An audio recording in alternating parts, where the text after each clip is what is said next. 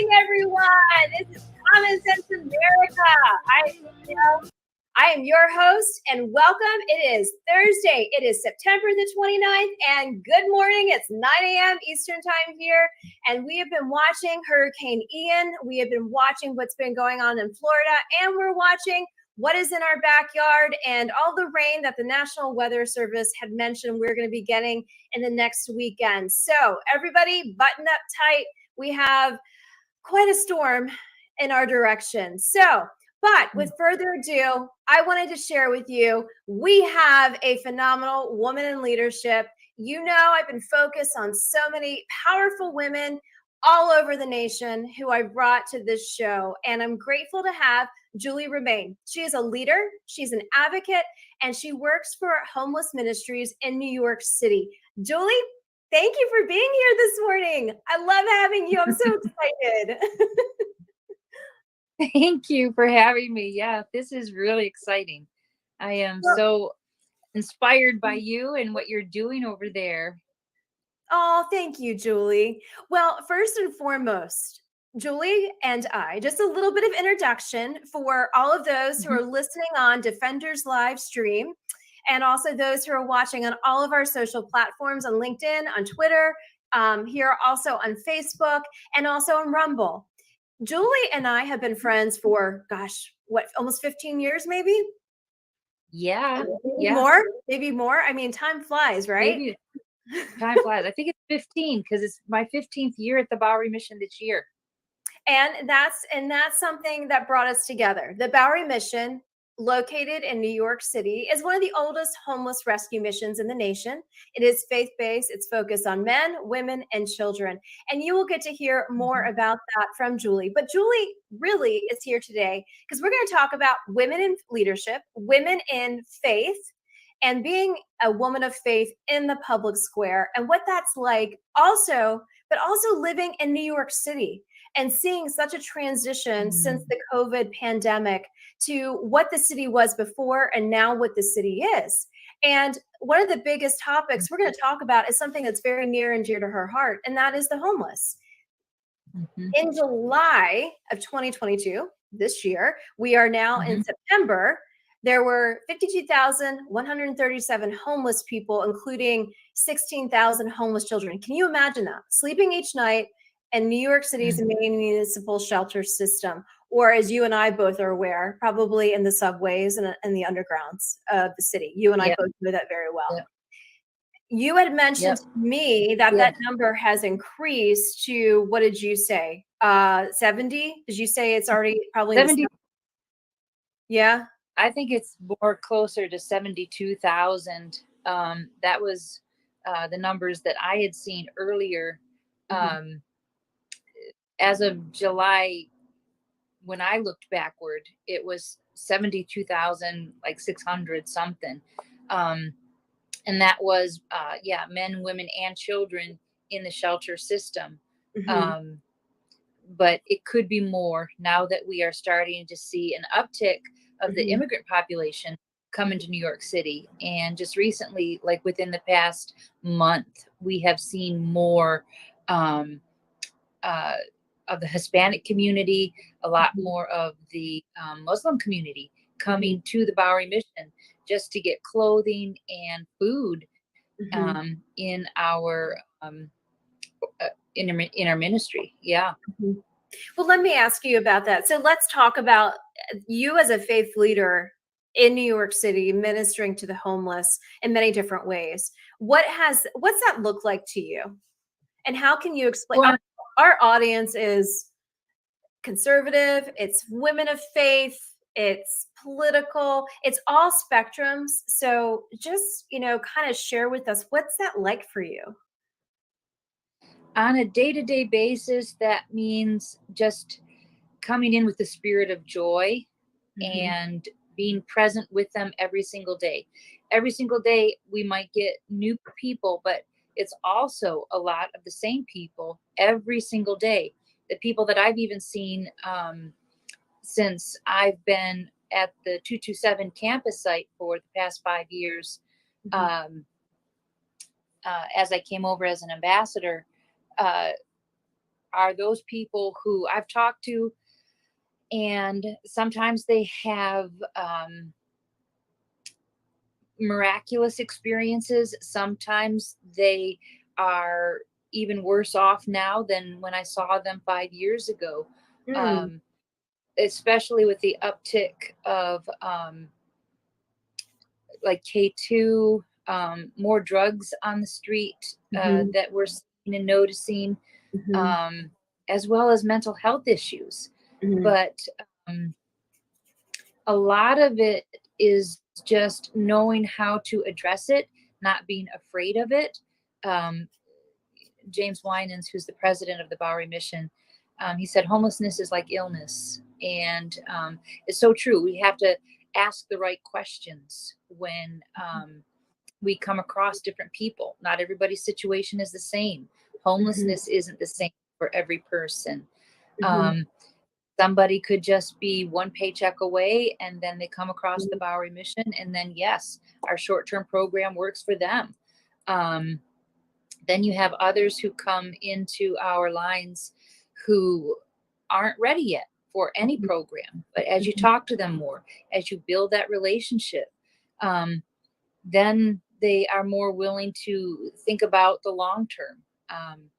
And those are the differences in the complex situations that we have to deal with on a day-to-day basis. Not everybody's ready to come into the Bowery Mission. A lot of them just want to have the external resources. And then that is my job to be able to find those external resources to point them in the right direction. New York City is one of the better cities for all of those resources. And we've got a lot of DHS city shelters. Department of Homeless Services for those, yes. And they provide a lot of information, but they don't necessarily have the care that we do. And that's the component that's missing when they go into city shelter. And they say, Miss Julie, it's hard. It's hard in those shelters. I wish I could really come into this shelter.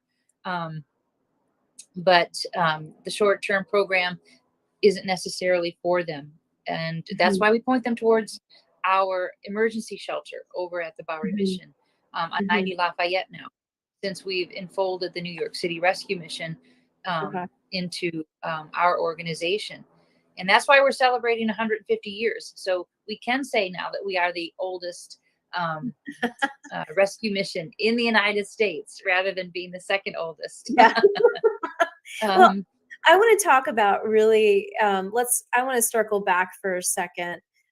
Talk to me about how you got to this ministry. How did God lead you in being able to bring joy every morning and have that mentality and having that trust to be able to serve, what we see is the very least of these, right? It takes a very special individual who has been called by God to do that. How have you come to that? What brought you to that?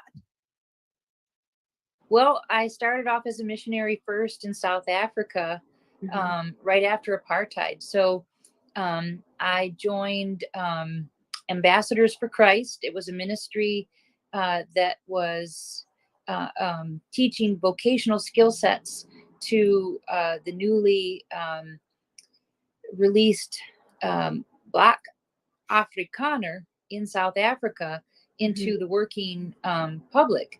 And they, at the time, did not even know how to speak English. And so we were teaching them how to speak English, as well as in South Africa, it was sewing or it was mechanics. And so we were teaching them English first, and then we would go into different meetings where we would encourage and inspire the people and sing, as well as try to get them involved in the vocational training. And so that's where I started. So from 1996 to 1998. And then I came to New York, got married, and was working at various organizations as an executive assistant, mostly to senior pastors. But my heart wasn't completely fulfilled. And in between jobs in 2008, when the recession hit, I was out of work for 6 months, and just really seeking the Lord's direction on what to do and where to go. And it was just so God. I was walking by 132 Madison Avenue, which was the headquarters of the Bowery Mission at the time. And there were these wonderful faces, these pictures of people in the windows. And I just had to know what that was all about. I actually thought it was an art gallery, and I just wanted to walk in and see what it was about. And when I walked in, that's when I spoke with the executive assistant at the time, Wilhelmina, and we started talking. And she said that she was quitting in 2 weeks and that she needed a replacement. And I was like, are you kidding? Yeah. I was floored, and I sent her my resume, and within 2 weeks I was hired by the Bowery Mission. And 15 years later, here I am, still working for the Bowery Mission, not as an executive assistant, but as an ambassador, which is building name-knowing relationships, which is more my heart and missionary heart, to be Yes. able to help the homeless.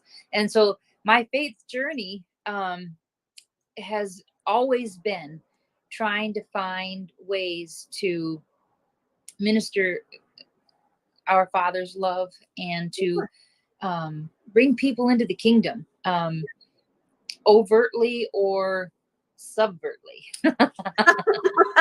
And knowing you, I know how you are. Talk to us though about the being an ambassador. What is that like for you on a daily basis? And what do you see? Yeah, being an ambassador. So it's interesting. The ministry that I started in South Africa, Ambassadors for Christ, came full circle when I got to be an ambassador for the Bowery Mission. And it was truly all about building those name knowing relationships. And then how do you get to build those name knowing relationships without loving well? And so that's our new campaign, Loving Well. And the only way that you can love well is knowing that by the power and the transformative power of Jesus Christ, that only can life transformation happen. And that's what we get to show them on a day-to-day basis. And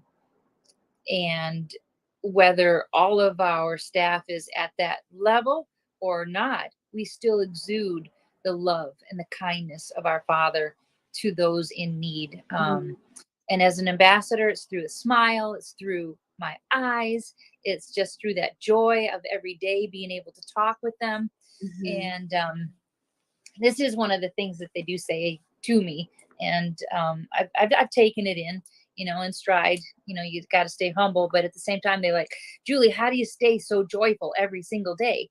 And it's because I get to be here for you, and I get to be the eyes and ears and mouth of my Father, to minister Jesus outwardly, and to be able to stir that joy up in the staff around me, to the people outside.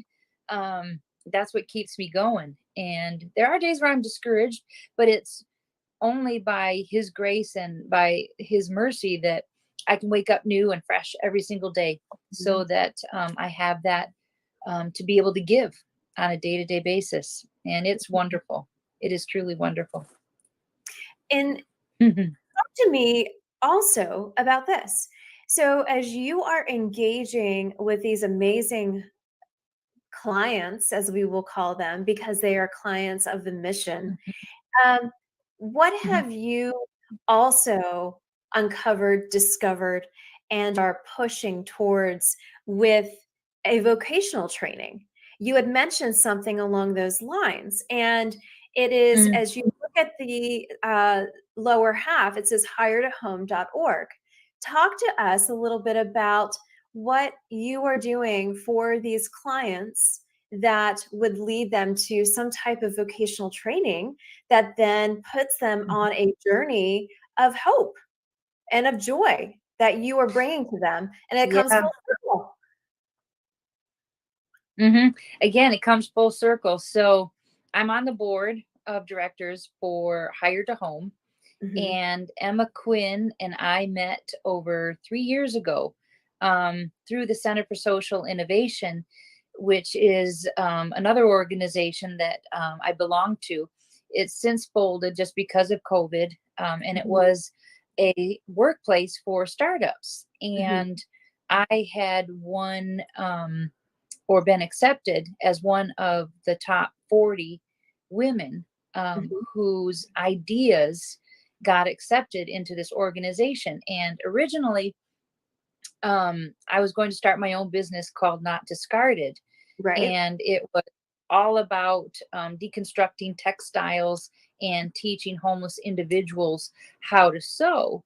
Um, and that was like for the past 10 years. Mm-hmm. And the research and the focus was just trying to figure out who those individuals would be, what kind of product would I want to make.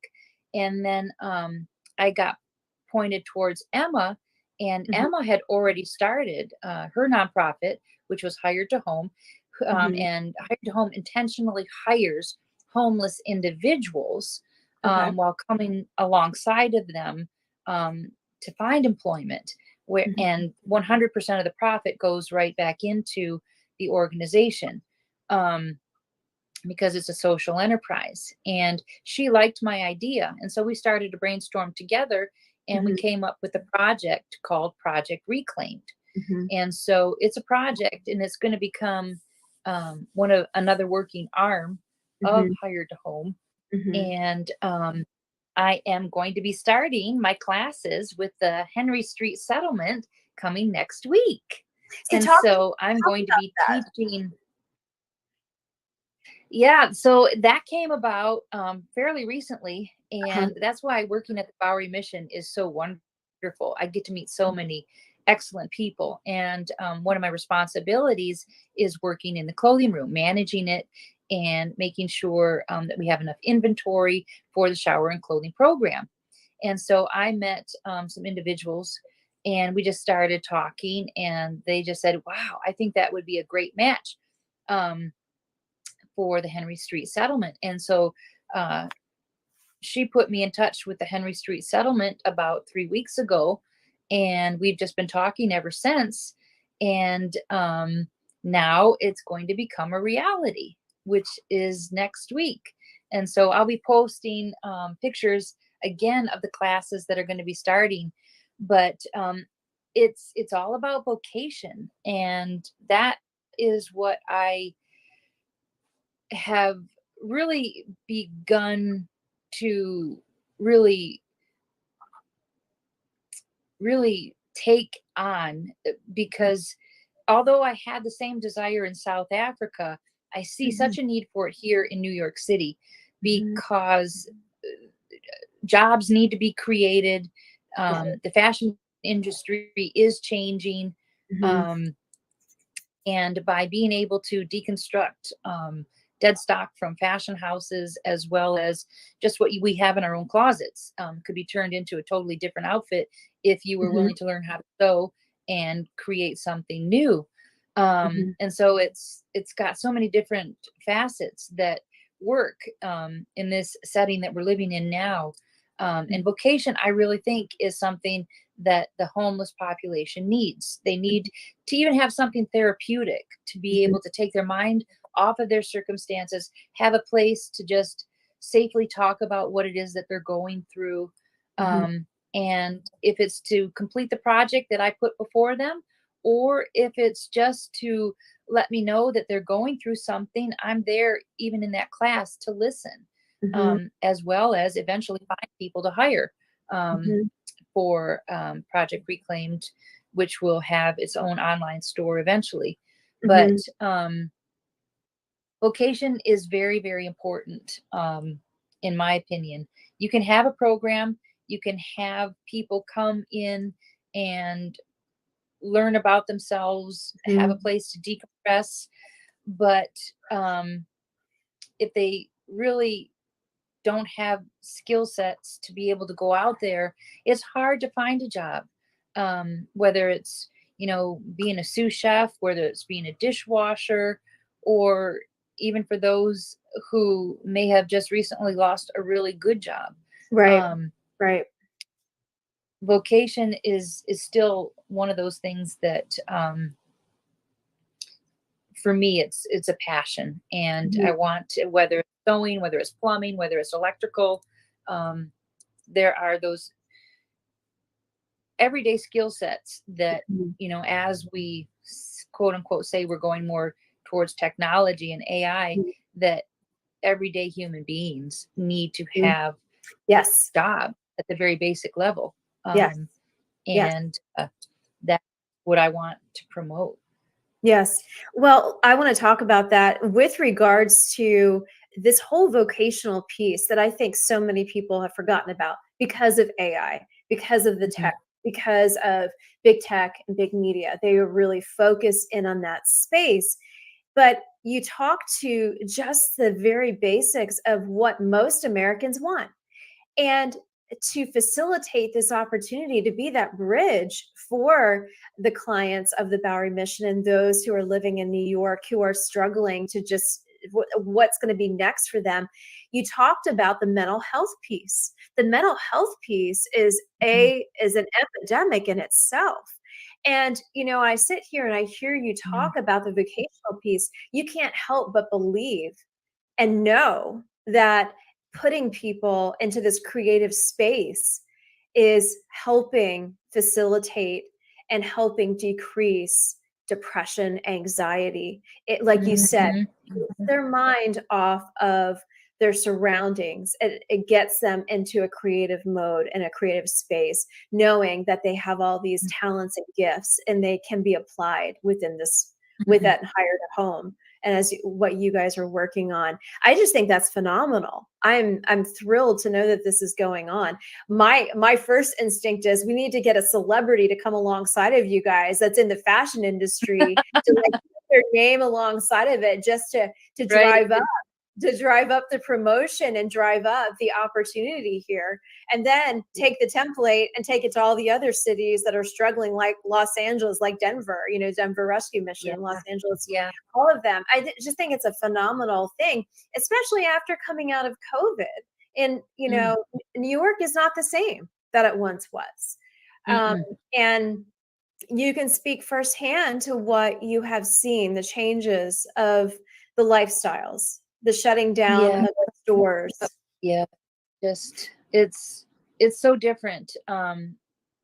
Like from what it was 2 years ago. 2 years Mhm, ago, New York City was on like a major upswing, mhm, as far as people want to live there, tourism. Um, it wasn't affordable still, right? but um, uh, compared to now, with it being even more unaffordable, and then housing, I mean, alone for just even the homeless, Mhm, um, the affordable housing crisis is another big issue. Um, but as far as mental health, gosh, I can see an uptick in that as well. And I don't know if it's necessarily shortages on medication, because I've been hearing that, mhm. in the supply chain. Um, but a lot of it is the isolation that even Yeah. for the homeless out there, they, or the unsheltered, I should say, they had such a time to be able to find resources initially. I remember one person talking about how in that first like 6 months, there was no place to go to the bathroom until people started to put porta potties outside. Oh my god, Um, I can imagine. yeah, those are going to be the things that we look back on Right, and say, "Oh my gosh, did right. we really go through that? Was that really something that happened?" And yeah, and that's why the Bowery Mission was so important throughout COVID. We put the porta potties outside. We had little running faucets outside for them to wash their hands. We never stopped. we had the ability to just put packaged lunches together. And the community around the Bowery Mission that came together at the time was Mhm. phenomenal. Mhm. Um, Everybody put together homemade meals, brought it over to the Bowery, and we were able to get it out to the people. Mhm. We didn't stop. We didn't close our doors. We had people on the front lines every single day, and we haven't stopped. Mhm. Mhm. And that's one of the most amazing things Yeah. about the Bowery mission and the staff in general, that we Mhm. were that committed throughout the whole time frame Mhm. to keep it going, not being afraid whether COVID was going to kill us. No, we were Right. there for the people, Right. um, and we made a difference because we were there for them. Right. By the power of the Holy Spirit, it Yeah. just, manifested His grace to them, and they Mhm. recognized it. And Yeah. so for that 2 years, there really wasn't any incidents that we had, Mhm. which we found miraculous in itself. But Mhm. only recently, now that we're starting to open back up, are we Mhm. starting to see like um, more violence, Mm. more threats, and we're coming back to the realization that, okay, these are the days that we experienced a little bit before Okay. COVID. Okay. Um, but a lot of it has to do with fear on their part because they don't know where to go. And a lot of it is because of the new people, Mhm. um, not understanding where the resources are and understanding that we're there to help them Mhm. versus saying, hey, no, you can't do this, you can't do that. But understanding protocol and understanding what we Right. have for them. Right. Um, but yeah, mental health is up, is mental health illness is up. And that's something I think that still needs to be addressed by the city of New York Yeah. City. Yeah. Well, the mayor's office, Department of Homeless Services, and also at the state level, looking around, Mhm. seeing what's happening to the population in the city. Mental health is not just a homeless issue. It is across the board and Mhm. epidemic on so many different levels in this nation. And it is something that we need to keep talking about. And Mhm. and at the forefront of many, many things, whether it's in New York City, whether it's here in Eastern North Carolina, or in our nation's capital, but it needs to be at the forefront. And the elderly too. That's another thing that's on my heart. I'm seeing so much more elderly homeless people, Mm. um, What kind not of able age, to. what kind of age group would you say for the elderly population? Elderly is from 65 all the way up to 90. I have Wo- one gentleman who is 90 years old, Oh wow. phenomenal guy. Can't speak a lick of English except for hi, how are you? I need. And his name is Edward. He's a Polish construction worker, Mm, and I can't get past the barrier of the language, but I'm always able to provide clothing for him when he needs it, food mhm, when he needs it, and he comes once a month. He used to come regularly, but he must have been housed during COVID mhm. in one of the hotels. So he has a place to go, which I'm so grateful for. But man, he is so sturdy, 90 years old. And then a lot of That's the impressive. Asian community, they're in their 80s, and they're just coming to the Bowery mission, getting meals, and Thanksgiving's coming up. So this is one of our most fun times. And you really get to see a lot of the regulars come out and just hang out and Yeah. reminisce and have fun like family. So yeah, I would 65 to 90. Wow. And it's sad for some of them because some are on the street without anywhere to go. So Well, let me ask you about, I was going to ask you about Thanksgiving for all of those who are tuning in. Thanksgiving in New York City is huge. There's the Thanksgiving Day yeah. parade, and the Bowery Mission puts on its annual Thanksgiving meal to the homeless, and it is a week-long excursion among Mhm. preparation, even more months, obviously, going into it when you really sit down and Mhm. think about it. We've already started. Yeah. And and re- remind, correct me if I'm wrong. Is the Bowery still serving all five boroughs, or is it just focus specifically now in Manhattan, and then does it canvas to any other locations? Because I remember where they used to focus on all the 5 boroughs. Has that changed? Are they still doing that? I believe we still have outreaches that we do provide meals to throughout the 5 boroughs. I can't say what ones they are, but the ones that we've helped since I've been there, I do believe that we do have a big campaign in Manhattan, and that has been our main focus for like the past 2 years.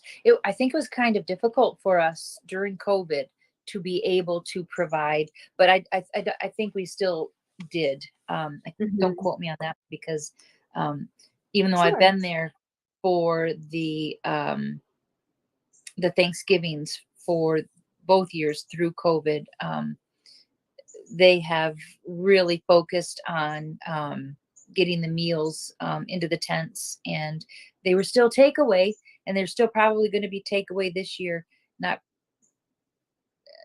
Not as much as coming inside still. Right. But yeah, it's still a big extravaganza. The tents will be out, and we'll have the full course turkey dinner, which is really cool. Are there really, ways, really cool. We don't do the coats at Thanksgiving, huh?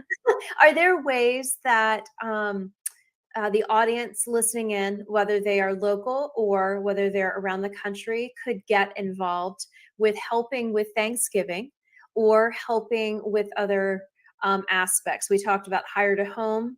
We talked about the women's aspect, you being an ambassador with the women's ministry part. What are ways people can get involved? I mean, especially this year, it's a more joyous occasion than it has been in the past 2 years, because New York City is open, and that means that a lot more guests and clients are going to be visiting us on Thanksgiving, and then there will be a need to have more food provided, as well as coats. We do have a coat drive that will be coming up. Just don't know when that will be yet. But I do believe if you go on to Bowery.org and you're in New York City, there are volunteer opportunities. But if not, you can always volunteer the week before, the week after, because we're celebrating throughout the month of November. And then as far as even just other women's ministries in New York City, and even with Hired to Home, it's just being more aware of the need to get the vocational training out there. You could go to hiredtohome.org and donate, which would provide training for more of our guests, whether it's through home brewed coffee or through Project Reclaimed. And home brewed coffee is another arm of Hired to Home, to teach and to train homeless individuals in barista coffee skill sets. But it's going to be a joyous time. I mean, I am so excited for the fall. I am so excited for the holidays this year. It's like nothing's going to hold anybody back from getting together and just celebrating full force, because it's been so missed for the past 2 years. I know we've gotten together in small groups, but now it's just all out. Get the families together, get the groups together, not being afraid to get together. And it's going to be so much fun. Yes, most definitely. Well, we are at our break and at Common Sense America, and we're going to be headed into another segment talking about what's next on the hurricane list. But I tell you what, there's so much going on down in this part of the country.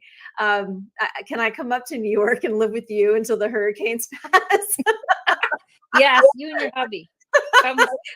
Well, he has to stay here and go fishing, but maybe we can find some, maybe we find some Yes, the fish couch is all yours. You would actually fit on my couch. maybe we could find some fish in the Hudson River. I don't know if you want to eat it though. No, I don't know. But, Although during COVID, I heard the whales came back. Oh, did they really?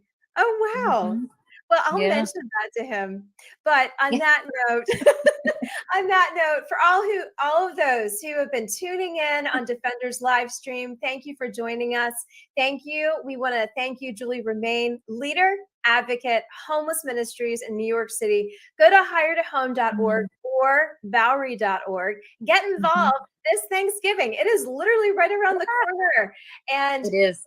and you know what? Julie can be your point of contact. We'll all meet up in New York. We'll serve the homeless, celebrate Thanksgiving, and then help our homeless clients find some great vocational opportunities out there. So thank you, Julie. We love you. God bless you, and we will see you soon. Love you too.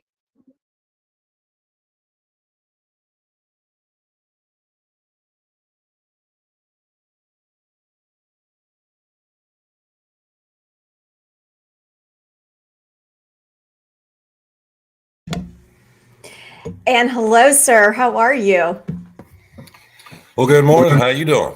I'm good. I'm good. Thanks for holding on. I had to get that homeless segment in. It's Absolutely. absolutely too important. Good morning. Welcome to Common Sense America. And how are things looking, Mr. Will Baker, Mayor of Cape Carteret, with with everything going on with Hurricane Ian, watching Florida, watching Governor DeSantis, and now watching our governor claim cite the state of emergency this morning, I believe it was. That's correct. What are we looking at with the flood increase, the rains that we're supposed to be getting? What should we be preparing for? Well, living down here where we are, it's sort of it's, pardon me, let me cut that down. Is that your phone? Yeah. That's fabulous. Alert. Yeah, it's where it's been off the hook, as you can imagine. I bet. Everybody trying to get prepared. And with these storms like this, you never know what's going to happen until it gets here, just like with Florence, right? Which devastated us. A lot of it was just the rain, and it stalled right here. With this particular storm, they're predicting it that it's pretty much moved straight on through, but we're still going to get probably a pretty good rain event, a wind event. So naturally, the biggest things you can do right off the bat is if you got stuff outside that's not, tied down or weighted down, get it out, have all your things secured. We're trying to get all the brush up right now. This is our brush pickup time of year for our town. So our guys are scrambling, trying to get everything that we possibly can from becoming flying debris.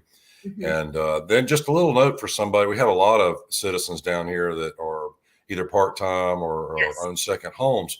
And so if you want to know if you lost power for whatever, great little trick, just get your glass, like this one right here, and a quarter. Fill that glass up with water and freeze it. Once it's frozen, stick the quarter on top of the ice. Okay. So when you come back, if that quarter is still on the top of the ice, that means you didn't lose power. Your freezer stayed good. If it's halfway through, your power was out for a few hours, stuff may be okay. But if it's at the bottom, then who knows how long it's been off. You may want to, get rid of all the food. Right. It just refroze. But that's just a little trick we like to tell people. Also, if you're using generators or anything that's two-cycle or, like your regular motors and things on generators, I always suggest that you use the non-ethanol gas. Okay. Ethanol gas is horrible for small engines, and they eat up everything as far as the O-rings and things like that. And they also wicks moisture. So if you're using the non-ethanol gas, even if you treat it, it's still just not a good idea. It costs a little more to use non-ethanol, but I always highly suggest it. It's the only thing I would use in any generator, or especially two-cycle. There again, costs you more, but you're worth it. Is what I like to tell people. Absolutely. Yes, most definitely. And look out for your neighbors during this time. This is the biggest thing here is, especially if you have some older people in your neighborhood, make sure they're okay, they're safe, and they may not have an option to get out or go somewhere, or have somebody look after them, bring them meals, or make sure they've got power and water and just the basics. So if you know some older people in your neighborhood, reach out to them, your neighbors. It's a great time for us to, become a stronger community and try to help each other as much as we possibly can. And our towns are doing their best as far as trying to get everything prepared, and the police and everything like that. So now, are emergency shelters in place, even though this isn't, we're on the outer bands, we're not right, obviously, in the eye. So are there still emergency shelters in place for people at this point? I don't think so. Usually the county will take in consideration, like if there's an evacuation is called for, then that's when they'll open the shelters up. And the county has been very good. We got some great people as far as that goes, trying to make sure things are done. And if you remember, we had a storm come through during the pandemic, and it was a struggle then to try to get a shelter because there were new requirements. People couldn't be within 6 or 12 feet of each other. And so that cut down the amount of beds we could have in a given place. So I think now we've grown past all that, and we can figure it out. And a lot of more places will be readily available if need be. But now's a good time. Like I say, if you are apprehensive about the storm, you don't want to go through it, be seeking shelter. If you can move in state some more, which in state's going to be getting hit. It looks like just like as much as we are, probably not more so up around the Charlotte area. But here again, we'll have to see how it rolls out. But the people down here are very resilient, and we're always trying to look out for each other. But if you're new to the area, please reach out to your neighbors, contact your local town or the county if you need some help or assistance, and you can get it. Absolutely. What I love about this area, and what I experienced during Florence with my husband, was the resilience of this area. You are right, hit the nail right on the head. But you know why? Because there's so many people like you, retired military. We have so many retired veterans in this area. And I love how they just it's like they never left the military. They just hit the ground running. They go and help their neighbors. They go and cut down trees. They just go. Right. It is like, you don't even think about it. You just go. You just move. And that's what I loved seeing during Florence. I loved seeing that aspect of how the community came around one another, but being in such a veteran community, they just rose up. It was like nothing. That's how I met most of my neighbors, because I had moved here not too long before that. So gave me an opportunity. And times like these do bring people together. But you're exactly right with the veterans that we have around here who have that mentality of, okay, it's go time. And you get focused and you do the job. You get the job done, then we can moan and complain and do whatever afterwards. But that's the other thing is when we have events like this is once they're over and everything's cleared out, that's when we need to have discussions about preparing for the next one. And what did we do right? What did we do wrong? How can we improve on that? And that's what we're doing here. To try to make sure that you can't avoid these types of things, but you can try to improve how you respond to them, and that's 90% of success or failure, I think, when you have an issue like this in a storm. One thing, when I had the National Weather Service on Monday, they talked a lot about the 6 to 8 inch rain that we probably will be getting starting tonight, going through the weekend, and we talked about the flooding. And I have. For those who are watching, the preparedness guide, and I opened it right to the flooding aspect. Can you talk to me a little bit about the flooding aspect, and what are some of the areas in and around Cape Carteret that you're familiar with, off of Highway 58, off of 24, those intersections, and then also, since you're right across the border to our, Cedar Point where we're sitting, right. What are some of those areas that we need to be aware of where we should not be traveling? Should we even bother traveling this weekend? Should we just stay in, hunker down, let the storm pass? What are your recommendations for that? I think you need to just be aware of what's going on, and sometimes it only takes a 2-inch rain event or a large storm event to cause flooding in an area, because we are at the coast. We are at sea level pretty much. So it is almost to be expected that we're going to have some flooding, especially on 24. If you're going down 24 between here and Moorhead, I always suggest that, you definitely slow down, but use those inside lanes. The outside lanes are what's more prone to the flooding down on 24. Okay. Through they're different neighborhoods. Mine if you want to see Lake Anita Forte form after 2 inches of rain, just come on over and look at my backyard. I just happen to be in one of the neighborhoods that has some flooding. We have our own pump station we had to put in for this, but it'll get overpowered with over 3 inches of rain in an event like we're getting ready to have. We had a storm pop up, I think it was about a year and a half ago, which brought 5 inches of rain within a 24-hour period. We saw places flood there more intensely than they did during Florence. And that's the other thing you got to consider is every year this is going to get worse because with Florence, we lost a lot of tree canopy.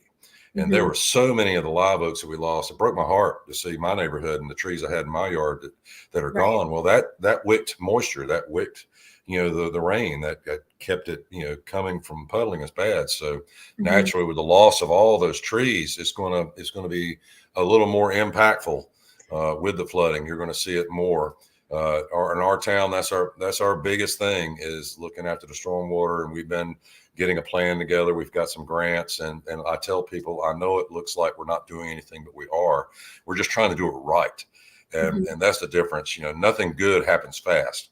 Right. And we're trying to get it planned. We've got some grant money. We've got some money coming in to take care of it, but we want to do it right. So, nothing's been done for several decades, and we finally, got it going now. But, it's that we're at the part where you don't get to physically see a whole lot going on. Right. And that was a big problem. And when I was working in water and sewer, we did a lot of work, but nobody ever saw it because everything was underground and covered up. So that was what I told my guys. I said, the only thing people know about you is what you did riding around in the truck, and did you cut somebody off?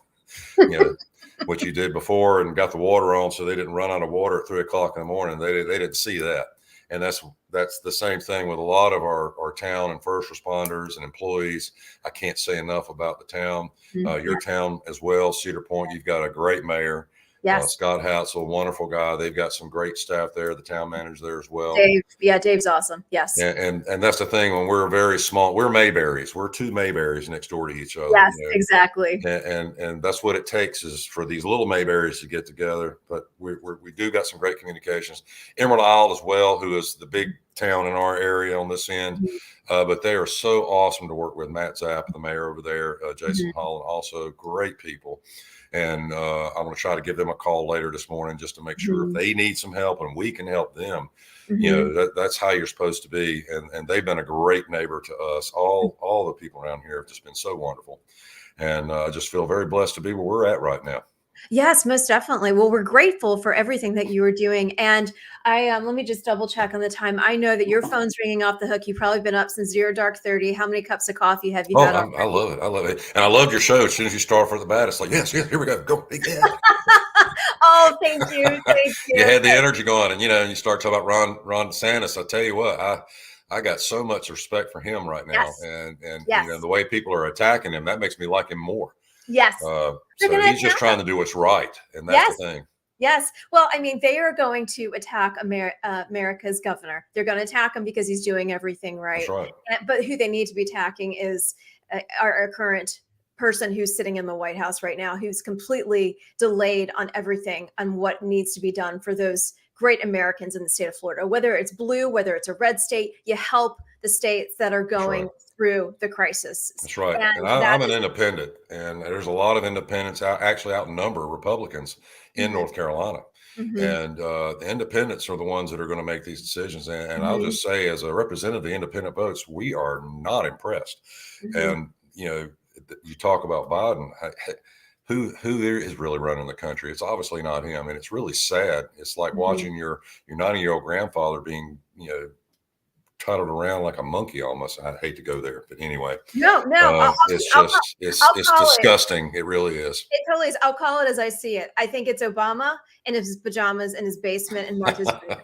That's what I call it. And I'm on YouTube. I decided to go back on YouTube, but only God knows how long it'll be before I get censored and community strikes against me because of what I say. But I'm speaking the truth. I'm speaking the truth because I love this country way too much. That's right. And you see it happen every cycle, sort of like that, where you have something happen and then we swing so far left like we're at right now, but it always comes back. And that's the thing to me, the resilience of our country is we can try some things out, but then it's like the people have had enough and you gotta vote Cannot express that enough, especially these midterm elections are very important.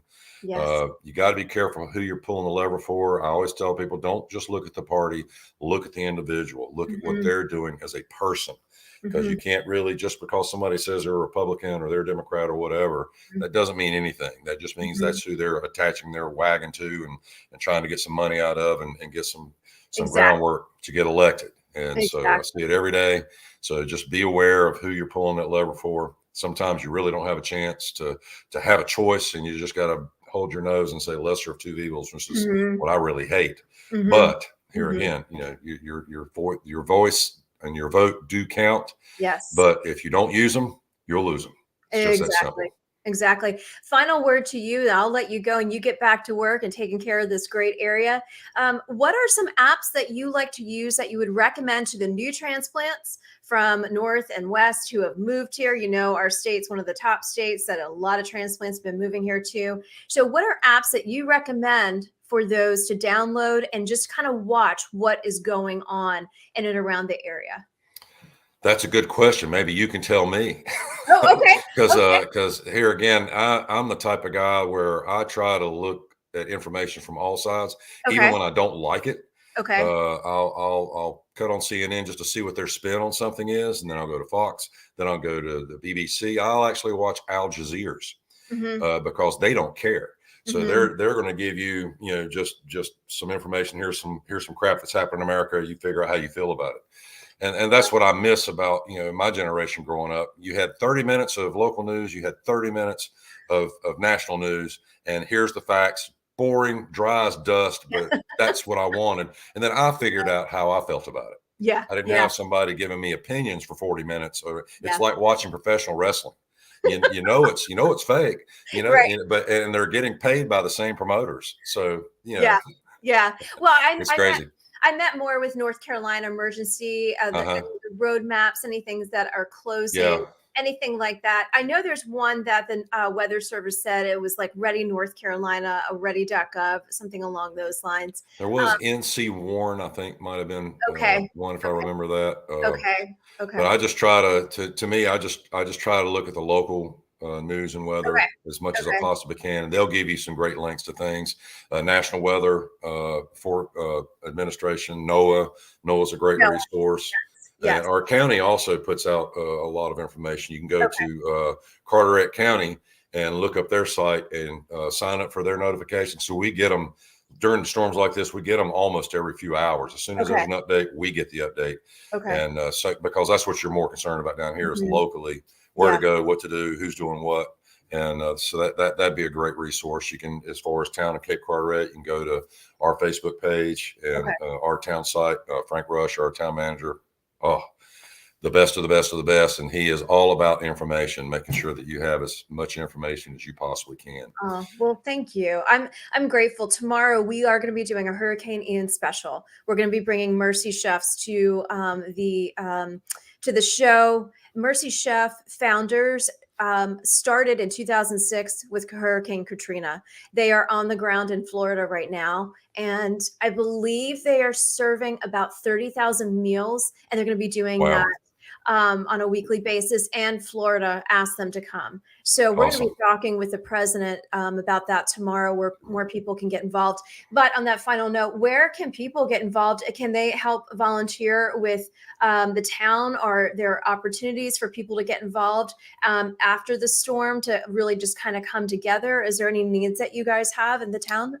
Well, because we are such a small town, we just go. I just suggest, like I say, you get in touch with your neighbors. Each neighborhood have its own, little get together. We also started a neighborhood watch. You can go through that.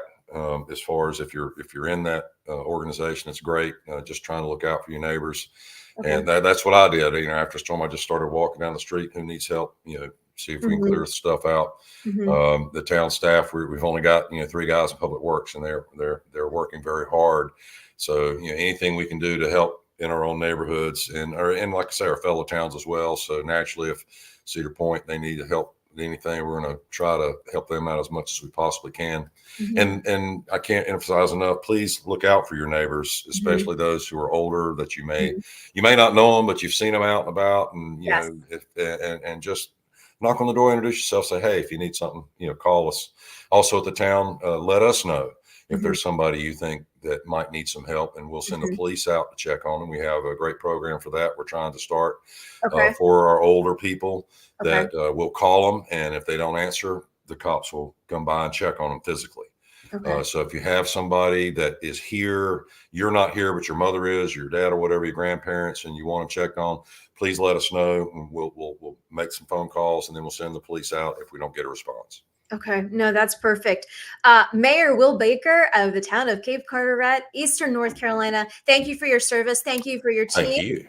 And so glad to have you here at Common Sense America. We're going to bring you back, and maybe we'll get Mayor Hatzel to come join you. That would be awesome. He's a great guy. Yes, we'll get you guys to come back, give us a report, and also just let us know if there's anything we need. And maybe we'll bring some coffee and donuts over to the town halls just to kind of keep you guys fueled and going. But thank you guys for everything that you're doing to look out for. Thank you. Love your show. You're doing a great job, young lady. Thank you. Thanks, Mr. Will. I love ya. Have a great day. You too. Everybody stay safe out there. All right. God bless. Bye-bye. Goodbye.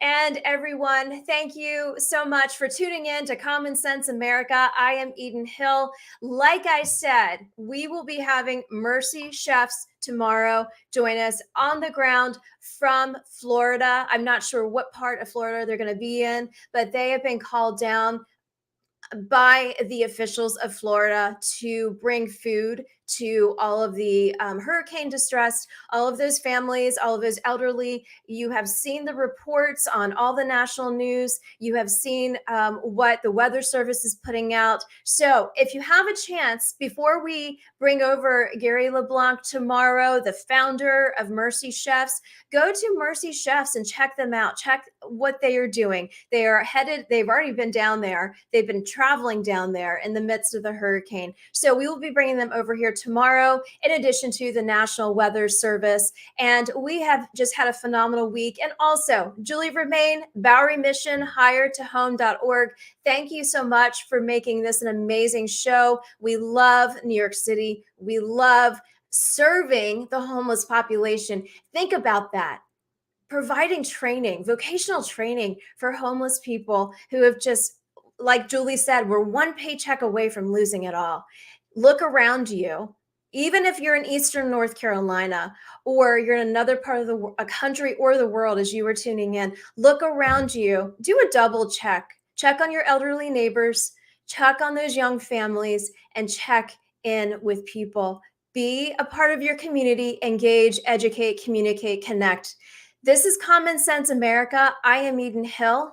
We are all about God, faith, family, country. That flag is right behind us. We are all about patriotism. You will hear more about that next week as well. But until then, put on the full armor of God, get to work, get involved, go help out your community, and help out those hurricane victims. They're going to need it for right now. God bless you, and have a great rest of your day.